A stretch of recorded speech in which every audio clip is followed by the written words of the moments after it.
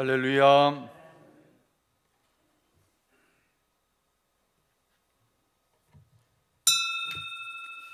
너를 위하여 새긴 상을 만들지 말고 또 위로 하늘에 있는 것이나 아래로 땅에 있는 것이나 땅 아래 물속에 있는 것에 어떤 형상도 만들지 말며 그것들에게 절하지 말며 그것들을 섬기지 말라. 나 내 하나님 여호와는 질투하는 하나님인즉 나를 미워하는 자를 3, 4대까지 이르게 하거니와 나를 사랑하고 내 계명을 지키는 자에게는 1000대까지 은혜를 베푸느니라. 아멘. 할렐루야. 오늘 2020년 송년 주일 예배로 하나님께 드리고 있습니다. 제가 10대, 20대, 30대, 40대에 맞던 한 해의 끝과 이제 막 60대로 접어든 나이에 맞는 한 해의 끝자락이 아주 많이 다름을 느낍니다.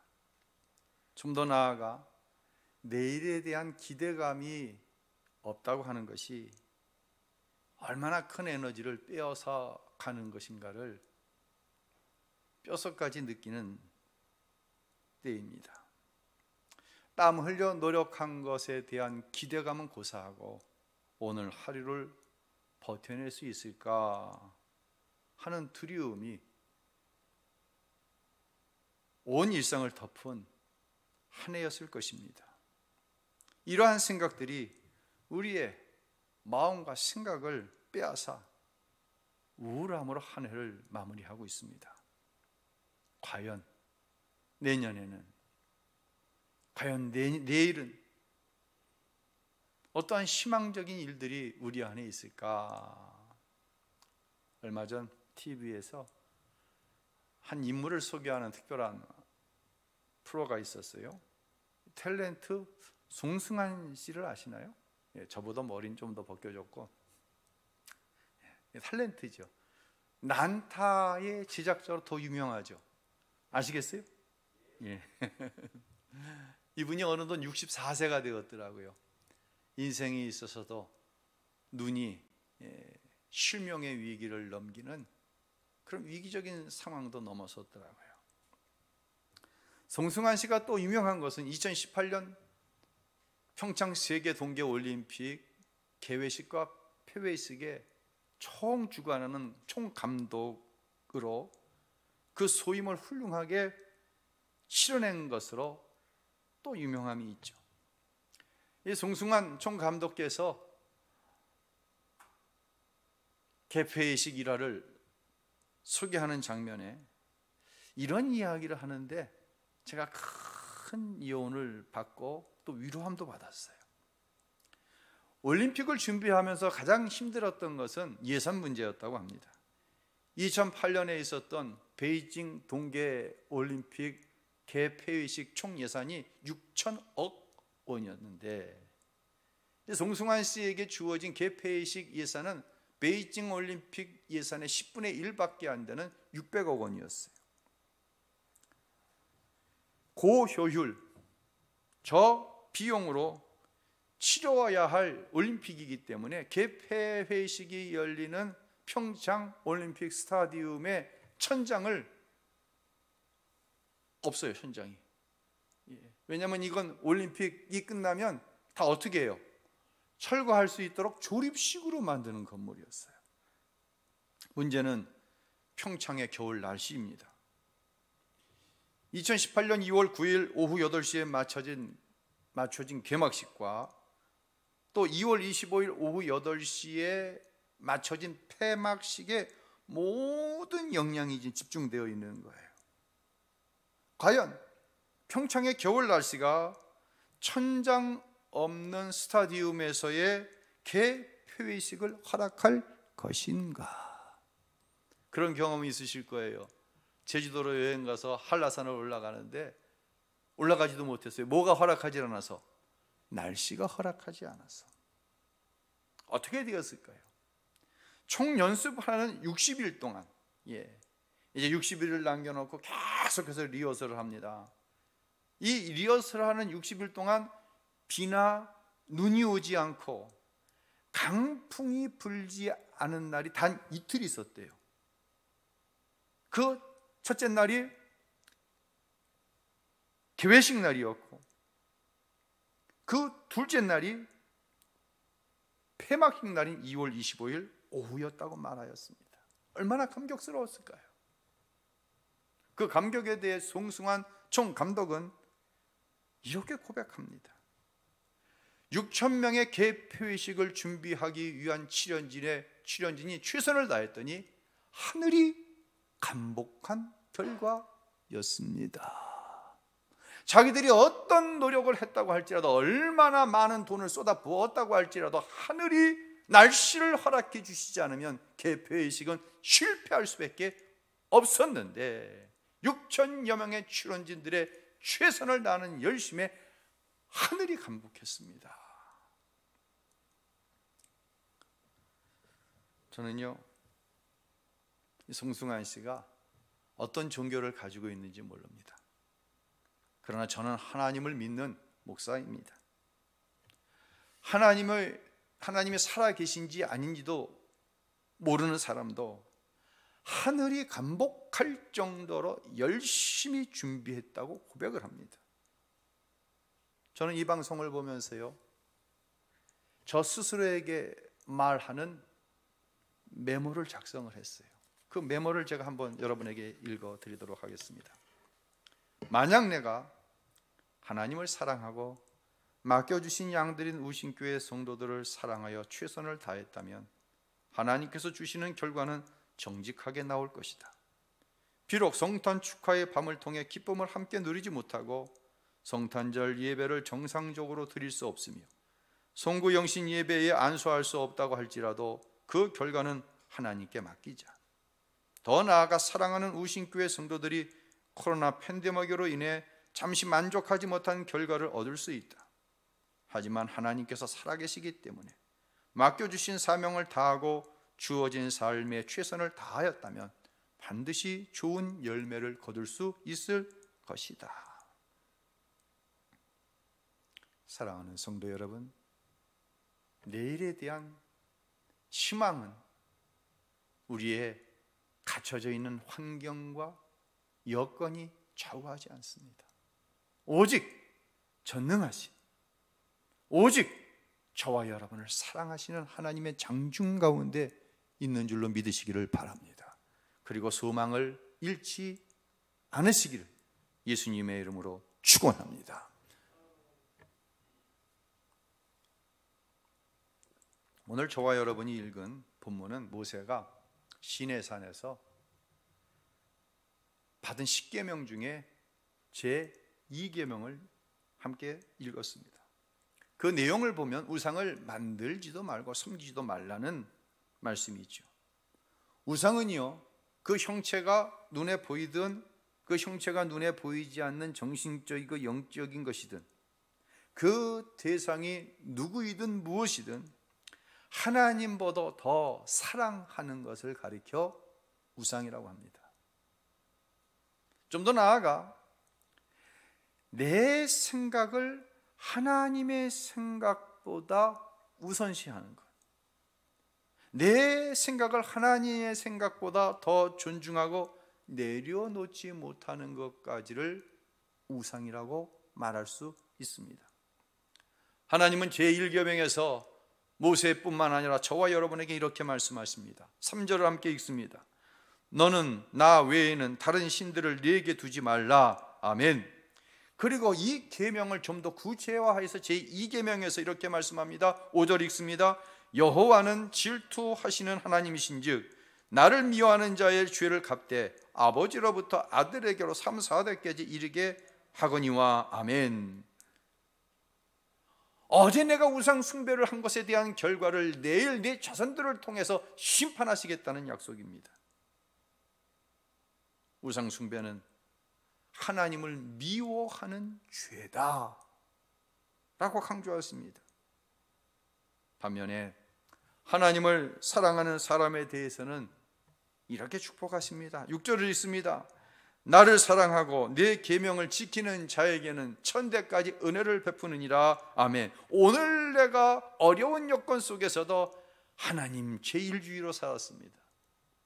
그랬더니 내일 하나님께서 내 자손에게 그에 대한 복을 열매로 허락해 주시겠다고 하는 약속의 말씀입니다. 사랑하는 성도 여러분, 어제와 오늘은 다른 날이지만 다른 날이 아닙니다. 오늘과 내일은 다른 날이지만 다른 날이 아닙니다. 2020년과 2021년은 분명히 다른 해인 것 같지만 다른 해가 아니라 연장선상에 있다는 사실을 우리는 잊어서는 안 됩니다. 이맘때 되면 흔히 이제 망년회라는 것을 하죠. 올해는 망년회 하지 마세요. 이 망년회라고 하는 뜻을 컴퓨터에 집어넣었더니 연말에 그 해의 모든 괴로움을 잊자고 모이는 송년 모임이다 라는 뜻이 있더라고요. 과연 2020년 내가 하나님과의 관계에서, 너와 나와의 관계에서 한 일을, 우리 2020년 12월 21일 땡 밤 12시 59분 0000 59초에 땡 하면 이제 없는 거다. 너 다 잊어먹어. 나도 잊어먹을 테니까. 괴로움, 두려움, 소망 없음, 땡! 2021년 새로운 한 해가 될까요? 2013년에 이런 일이 있었어요. 네덜란드의 기업가인 바스 란스도르프라고 하는 사람과 유럽 우주기구 출신의 엔지니어인 아르도 바일더스라고 하는 사람이 이런 프로젝트를 마련해요. 마스 온 프로젝트.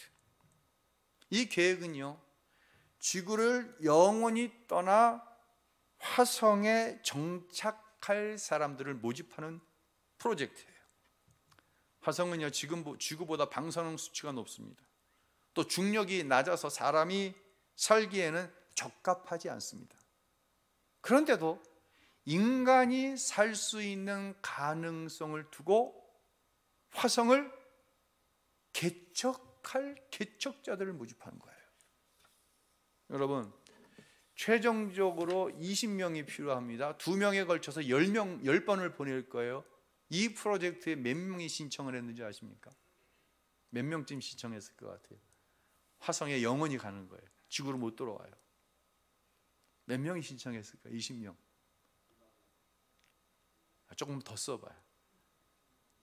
20만 명이 신청을 했어요. 와, 정신들 나간 것 같아요. 이 계획의 가장 큰 문제는 뭐예요? 마스 원 프로젝트라고 하는 이 원은요, 무슨 의미냐면 원 웨이라고 하는 의미예요. 화성으로의 출발은 왕복이 아니에요. 왕복 티켓을 끌고 화성에 가서 이거 살기 어렵다, 불가능하다 돌아오는 게 아니에요. 원웨이예요. 이건 편도예요. 한 번 가면 지구로 다시는 돌아올 수가 없어요. 20만 명? 대단한 모험 정신 아닙니까? 그런데 말입니다, 인생이 어떤 일을 함에 있어서 다른 면에 영향을 미치지 않는다면, 내가 한 이 결정으로 인해서 나만 어려움을 겪고 내 가족들에겐 어려움이 안 가. 정신적인 문제만 생기지 육체적으로 문제가 안 돼. 물질만 손해보지 다른 영역에서는 손해가 없어. 그럼 한번 모험을 해볼 만도 할 거예요. 그러나 그렇습니까, 인생이? 그렇지 않습니다. 인생은요, 다시 말씀드리지만 어제와 오늘은 단절된 시간이 아니에요. 2020년과 2021년은 완전히 다른 것이 아니에요. 보라, 새 것이 되었다고요? 그런 은혜가 있어요. 그건 누구에게 속한 영역이냐면 하나님께 속한 영역이에요. 하나님은 어제 우리가 지은 죄를 회개하면 기억하지 않으세요. 그러나 우리가 살고 있는 이 세상은 그렇지 않아요. 시편 126편 5절로 6절을 함께 읽겠습니다. 눈물을 흘리며 씨를 뿌리는 자는 기쁨으로 거두리로다. 울며 씨를 뿌리러 나가는 자는 반드시 기쁨으로. 아멘. 유명한 일화가 있죠. 영국의 총리인 윈스턴 처칠은 어린 시절 매우 몸이 약했다고 합니다. 한 번은 강에서 수영을 하다가 급류에 휩쓸려 가지고 깊은 곳에 끌려 들어갔어요. 죽게 되었어요. 그때 강가에서 이 모습을 보던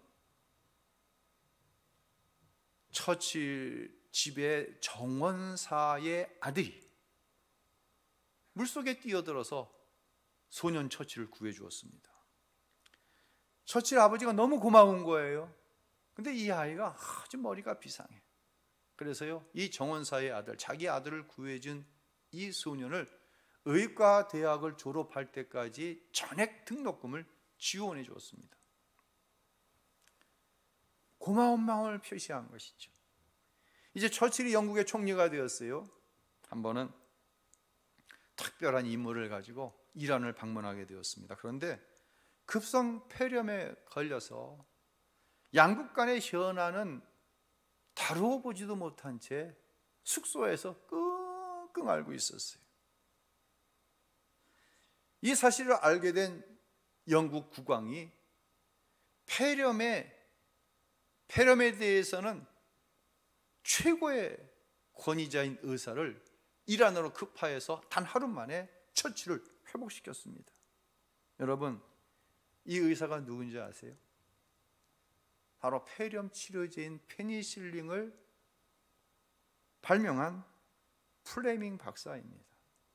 그런데 이 플레밍 박사가 누군지 아세요? 어린 시절 처치를 구해줘 처칠의 아버지로부터 등록금 지원을 받아 의사가 된 그 소년이에요. 여러분, 처칠의 아버지가 자기 아들을 구해준 것에 대한 보은으로 정원사의 아들에게 베푼 사랑의 최고 수혜자가 누가 됐어요? 바로 자기의 아들이 된 거예요. 인생은 결코 원웨이가 아닙니다. 오늘 누군가에게 내가 사랑을 베풀었다면 내일 그 수혜자가 누가 되는 거예요? 내가 되는 것이 인생이더라고요. 반대로 내가 누군가에게 악을 행했습니다. 그러면 그것에 대한 최고의 피해자가 훗날 누가 되는가 하면 내가 그 피해자가 되더라는 것입니다. 하나님께서는 갈라디아서 6장 9절에 그래서 성도가 선을 행할 때 낙심하지 말아야 될 이유에 대해 이렇게 말씀하십니다. 읽습니다. 우리가 선을 행하되 낙심하지 말지니 피곤하지 아니하면 때가 이름에 거두리라. 아멘. 선을 행하도요, 때로는 원하지 않는 결과가 나올 수 있어요. 내가 믿음으로 기도했더니 하나님이 이렇게 하셨습니다. 이런 간증이 있을 수도 있지만 도저히 이해할 수 없는 상황 속에 끌려 들어가는 경우가 있어요. 아마도 성전에서 예배 드리시고 온라인으로 예배하시는 성도님들 가운데서도 이 코로나 팬데믹 가운데에 지금까지 피와 눈물과 기도로 이루어 놓은 것을 한순간에 잃어버려서 주저앉아 망연자실하시는 성도들도 있을 수 있어요. 그러나 분명히 기억하시길 바랍니다. 하나님은 낙심하지 말라고 하십니다. 하나님의 때가 되면 반드시 좋은 열매로 거두어 주십니다. 다시 말씀드립니다. 인생은 원웨이가 아니에요. 지나가면 끝나는 것이 아니에요. 반드시 부메랑이 되어서 그 혜택도 내게 들어오고 그 심판도 내게 들어오는 거예요. 그것이 바로 십계명이 우리에게 주시는 의미입니다. 이렇게 해라, 그럼 내가 너를 축복할 것이다. 이렇게 하지 말아라, 그랬는데 네가 하면 그 심판이 너에게, 네 자손들에게까지 돌아올 것이다 말씀하시는 것이에요. 오늘 본문과는 좀 거리가 떨어질 수 있지만 올 한 해를 마감하면서 내 안에 있는 최종 고백은 무엇이어야 할까? 무엇이어야 할까?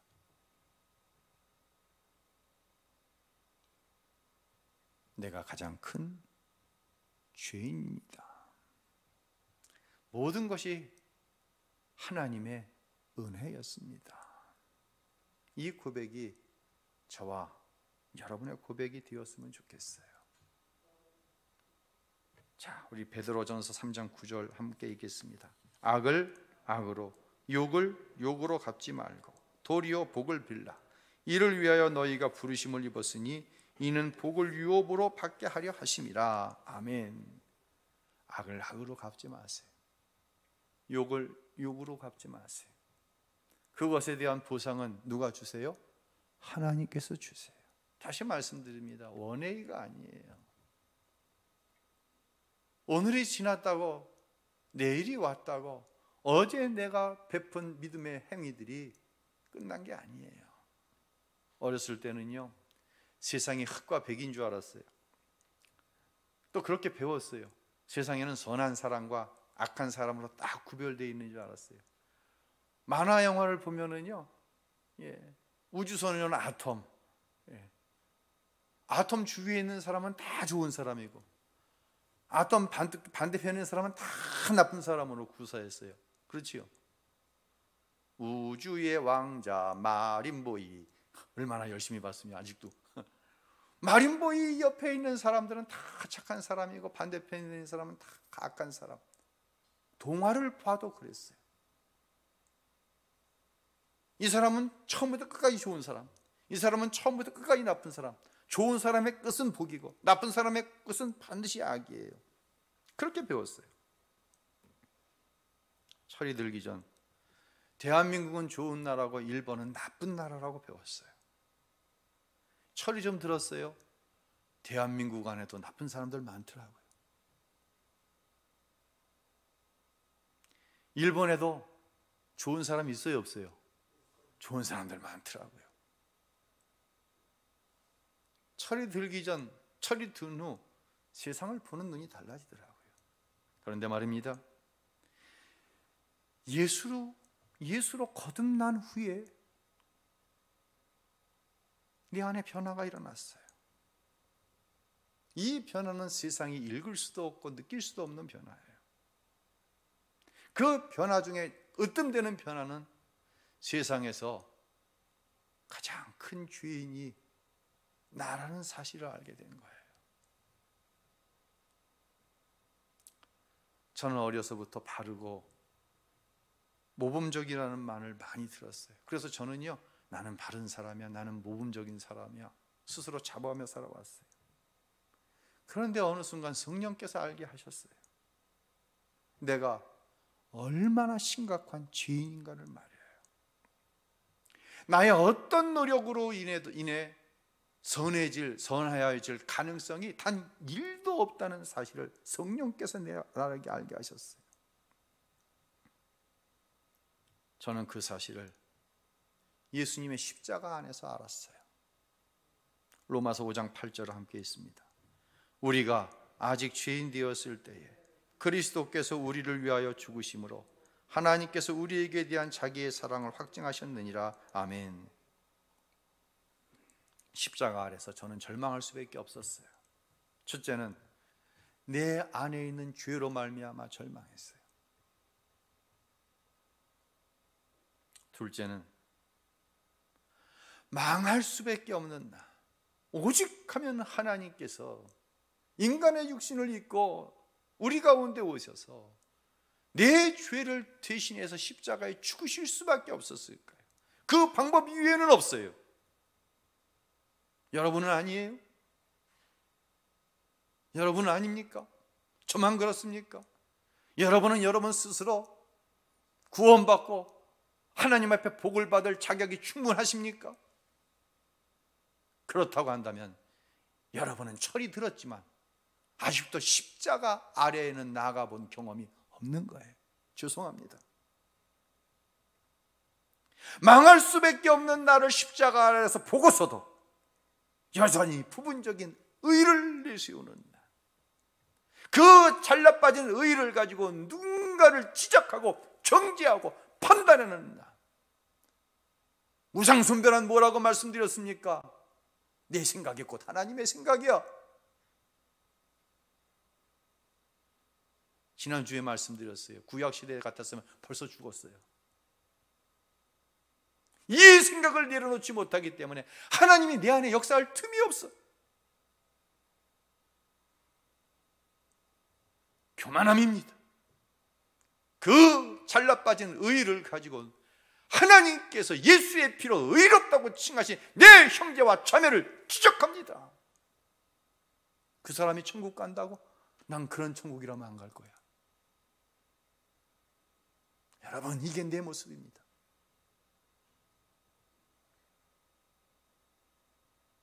이게 나입니다.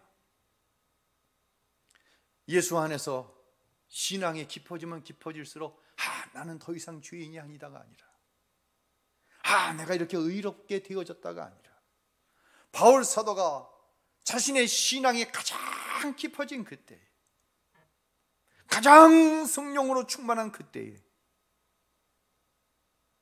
오라, 나는 공고한 사람이다. 더 나아가서 나는 죄인 중에 괴수입니다. 신앙이 깊어지니까, 또 깊어지니까 그 최종적인 고백이 나는 죄인 가운데 우두머리입니다 라고 하며 절망하였던 것처럼, 내 안에 죄를 보면서 절망할 수 있다고 한다면, 그래서 오직 예수님이 위에는 자유함을 얻을 수 없습니다. 이것이 저와 여러분의 고백이라고 한다면, 우리는 2020년을 매우 잘 살았다고 하는 역설적인 증거가 되어지는 줄로 깨달으시기를 바랍니다. 하나님의 사랑은 어제 당한 악으로 아프고 괴로웠지만 오늘은 그 악을 오히려 선으로 갚아주고, 악을 악으로 갚지 말아라, 오히려 선으로 갚아줬습니다. 내일은 하나님께 복을 유업하러 받는 성도란 뭐예요? 거룩한 사람이죠. 거룩하다고 하는 건 뭐예요? 구별된 것이에요. 세상과는 구별된 것이에요. 예수 안에 깊이 들어가면 들어갈수록 내 죄가 보이고, 이 죄는 예수 안에서 밖에 없는, 해결될 수밖에 없는 방법이 없다는 사실이 날마다 더 깨달아져. 예수 중심, 오직 예수. 할렐루야. 2020년도 코로나 팬데믹으로 인해 많은 어려움이 있었어요. 어제 주보가 늦게 나왔어요. 송구영신 예배 때 안수 어떻게 하지?